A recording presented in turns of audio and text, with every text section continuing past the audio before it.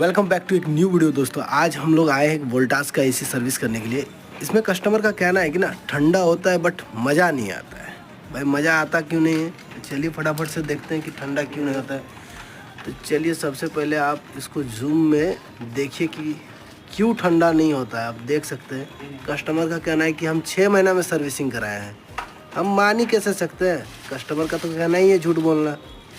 अपना क्या, हम अपने आप को जब तक देखेंगे नहीं तब तक विश्वास नहीं करेंगे। तो चलिए पहले हम कस्टमर को बोले हैं कि चलिए सबसे पहले इसको सर्विसिंग कर लेते हैं। बोले 6 महीना पहले ही तो सर्विसिंग कराए हैं। पता नहीं भैया कैसे सर्विसिंग किया होगा, आप गंदा देख सकते हैं।